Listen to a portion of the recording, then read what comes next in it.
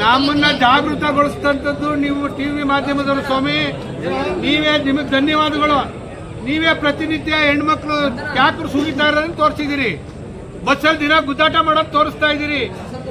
George ಅವರು ಅದೇನೋ smart meter ಹಾಕ್ತೀನಿ, 400 ರೂಪಾಯಿ ಇದ್ದಿದ್ದ 40,000 ರೂಪಾಯಿ ಮಾಡಿ ಫಿಕ್ಸ್ ಮಾಡ್ತೀವಿ, ದುಡ್ಡು ಕಟ್ಟಬೇಕು ಅನ್ನೋದನ್ನ ನೀವೇ ತೋರಿಸ್ತಾ ಇದ್ದೀರಿ.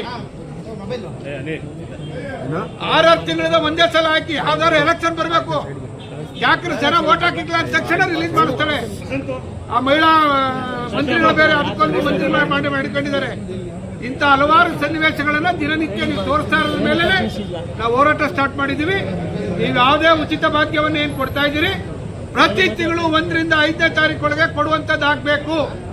ಆಗದೆ ಇದ್ರೆ ಪ್ರತಿ ಜಿಲ್ಲೆನಲ್ಲಿ ಆ ಜಿಲ್ಲಾ ಉಸ್ತುವಾರಿ ಸಚಿವರನ್ನ, ಜನಪ್ರತಿನಿಧಿಗಳನ್ನ ಅಡ್ಡಾಕೊಂಡು ಅವ್ರ ಮನೆ ಮುಂದೆ ಜಾಥಾ ಮಾಡ್ತಕ್ಕಂಥ, ಹೋರಾಟ ಮಾಡ್ತಕ್ಕಂಥ ಕೆಲಸವನ್ನ ಜಾತ್ಯತೀತ ಜನತಾದಳದ ವತಿಯಿಂದ ಇಡೀ ರಾಜ್ಯದಲ್ಲಿ ದೇವೇಗೌಡಜಿಯವರ ಒಂದು ಮಾರ್ಗದರ್ಶನದಲ್ಲಿ ಕುಮಾರಣ್ಣವರು, ನಿಖಿಲ್ ಕುಮಾರಸ್ವಾಮಿ ಅವರ ಒಂದು ನೇತೃತ್ವದಲ್ಲಿ ಹೋರಾಟ ಮಾಡಲಿಕ್ಕೆ ಇದು ಸಾಂಕೇತಿಕವಾದಂತಹ ಹೋರಾಟವನ್ನ ಪ್ರತಿ ಜಿಲ್ಲೆಯಲ್ಲಿ ಇವತ್ತು ಪ್ರಾರಂಭ ಮಾಡಿದ್ದೀವಿ.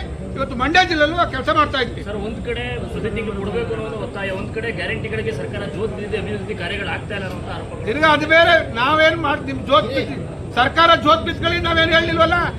ಜನಕ್ಕೆ ನೀವು ಗ್ಯಾರಂಟಿ ಯೋಜನೆಗಳನ್ನ ಅನುಷ್ಠಾನ ಮಾಡ್ತೀವಿ ಅಂತ ಹೇಳಿ ಮತ ತಗೊಂಡು 136 ಸೀಟ್ ಗೆದ್ದಿದ್ದೀರೋ, ಇವತ್ತು ನೀವು ಮಾಡಿ ಸ್ವಾಮಿ ಅಂತ ಹೇಳ್ತಾ ಇದೀವಿ.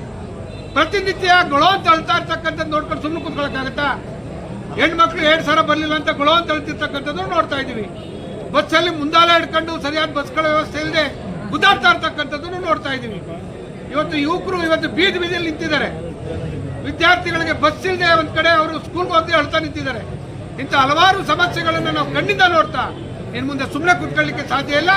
ಇವತ್ತು ಜಿಲ್ಲಾಡಳಿತಕ್ಕೆ ಎಚ್ಚರಿಕೆ ಕೊಡುವಂತ ಕೆಲಸ ಮಾಡಿ ಸರ್ಕಾರಕ್ಕೆ ಮುಂದಿನ ದಿನಗಳಲ್ಲಿ ಒಂದು ದೊಡ್ಡ ಹೋರಾಟವನ್ನು ಈ ರಾಜ್ಯದಲ್ಲಿ ಹಮ್ಮಿಕೊಳ್ತಾ ಇದ್ದಾರೆ.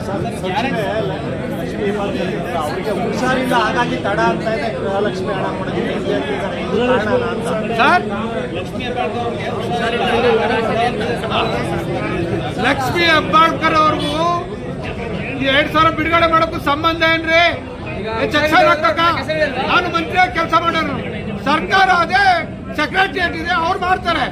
ಮುಖ್ಯಮಂತ್ರಿಗಳ ದುಡ್ಡು ಬಿಡುಗಡೆ ಮಾಡಿ ಸ್ವಾಮಿ, ಅಧಿಕಾರಿಗಳು ಮಾಡ್ತಾರೆ. ಇವತ್ತು ಪ್ರತಿ ಗ್ರಾಮಾಂತರ ಪ್ರದೇಶದ ಮಕ್ಕಳ ಅನುಕೂಲಕ್ಕೋಸ್ಕರ ಹಿಂದೆ ಇದ್ದಂತ ಸರ್ಕಾರ ಇವತ್ತು ಯೂನಿವರ್ಸಿಟಿಗಳನ್ನ ಕೊಡ್ತು. ಯಾವ ಉದ್ದೇಶಕ್ಕೆ ಮುಚ್ತಾ ಇದ್ದೀರಿ? ನಿಮ್ಗೆ ನಾಚಿಕೆ ಆಗ್ಬೇಕು. ಸರ್ಕಾರ ನೇರವಾಗಿ ನಮ್ದು ದುಡ್ಡಿಲ್ಲ, ಸರ್ಕಾರ ನಡ್ಸಕ್ಕಾಯ್ತಾ ಇಲ್ಲ ಅಂತ ಹೇಳಿ ನೇರವಾಗಿ ಜನಕ್ಕೆ.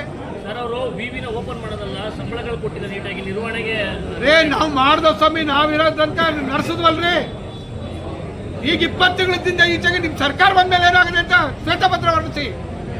ನಿಮ್ ಕೈ ಮಾಡಕ್ ತಾಕತ್ತಿದ್ರೆ ಮನು ಹೋಗಿ ಬಂದರೆ ಅವನಾರ ಮಾಡ್ತಾನೆ. ಸರ್, ರಾಜ್ಯ ಬಜೆಟ್ ಕೂಡ ಇದೆ ಸರ್, ಏನ್ ನಿರೀಕ್ಷೆ? ಅದಕ್ಕೆ ಬಹಳ ನಿರೀಕ್ಷೆ ಇಟ್ಕೊಂಡಿದೀವಿ ಈ ಜಿಲ್ಲೆ ಬಗ್ಗೆ. ಸಿದ್ದರಾಮಯ್ಯ ಅವರೇ, ವಿಶೇಷವಾಗಿ ಡಿ.ಕೆ. ಶಿವಕುಮಾರ್ ಅವರು ಈ ರಾಜ್ಯದ ಮುಖ್ಯಮಂತ್ರಿಗಳಾಗಬೇಕು ಅಂತೇಳಿ ನಮ್ಮ ಜಿಲ್ಲೆ ಅಂತ 6 ಸೀಟ್ ಗೆಲ್ಲಿಸ್ಕೊಟ್ಬಿಟ್ರು. ದಯಮಾಡಿ ಮುಖ್ಯಮಂತ್ರಿನಾರ ಮಾಡಿ, ಇಲ್ಲ ಬಜೆಟ್ ಎಲ್ಲ ಹಣನಾರ ಕೊಡಿ ಅಂತೇಳಿ ಒತ್ತಾಯ ಮಾಡ್ತೀವಿ. ಸಾಲ ಪಡೆಯೋದ್ರಲ್ಲಿ ಸಿಎಂ ದಾಖಲೆ ನಿರ್ಮಿಸಿದ್ದಾರೆ, ಮುಲಾಜಿಲ್ದೆ ಇವತ್ತು ಯಾವ ಸ್ಥಿತಿಗೆ ಈ ರಾಜ್ಯವನ್ನ ಹಣಕಾಸು ಸಚಿವರು ತಗೊಂಡು ಹೋಗ್ತಾರೆ ಅಂತಕ್ಕಂಥದ್ದು ನೀವು ಕೆಲವೇ ದಿನದಲ್ಲಿ ಈಚೆಗೆ ಬರ್ತದೆ. ಪ್ರತಿನಿತ್ಯ ನಿಮ್ಮ ಮಾಧ್ಯಮದವರು ಹೇಳ್ತಾ ಇದ್ದೀರಿ, ಅದು ಅಕ್ಷರ ಸತ್ಯ ಆಗುತ್ತೆ. ಗ್ಯಾರಂಟಿಗಳಿಂದ ಸಾಕಷ್ಟು ಸಮಸ್ಯೆ ಆಗ್ತದೆ ಜನರಿಗೆ ಅಂತ ಹೇಳಿ ಗ್ಯಾರಂಟಿನೇ ಕೊಡಬೇಕು ಅಂತ ಹೇಳಿದ್ರು. ನೋಡಿ ಸರ್, ಇವತ್ತು ಗ್ಯಾರಂಟಿಗಳ ಅನುಷ್ಠಾನ ಮಾಡಬೇಕು ಅಂತ ತೀರ್ಮಾನ ಮಾಡ್ತೀರಿ. ಅದ್ರ ಮೇಲೆ 136 ಸೀಟ್ ಗೆದ್ದಿದ್ದೀರಿ. ಕೊಡಿ ಸ್ವಾಮಿ, ಆಯ್ತು, ನಾವು ಬೇಡ ಅಂತ ಯಾರು ಹೇಳ್ತಾ ಇಲ್ಲ. ಕೊಡೋದನ್ನ 1ನೇ ತಾರೀಕಿಂದ 5ನೇ ತಾರೀಕು ಕೊಡ್ಲೇಬೇಕು. ಕೊಡದೆ ಇದ್ರೆ ಚುನಾವಣೆಗೆ ನಿಮ್ಗೆ ಲಂಚ ಕೊಡೋ ಸಿಸ್ಟಮ್ ಮಾಡ್ಕೊಳಕ ನೀವು ಗ್ಯಾರಂಟಿಗಳನ್ನು ಮಾಡಿರೋದು. ಏನ್ ಮಾಡಿದ್ರಿ? ಚನ್ನಪಟ್ಟಣ ಚುನಾವಣೆಯಲ್ಲಿ 6 ತಿಂಗಳು ಕೊಟ್ಟಿರ್ಲಿಲ್ಲ. ಚುನಾವಣೆ ನಾಳೆ ಏನಾಗ ಹಾಕಿದ್ರೆ 12,000. ಈ ವ್ಯಾಪಾರಕ್ಕೆ ನೀವು ಸರ್ಕಾರ ನಡೆಸ್ತಾ ಇರೋದು.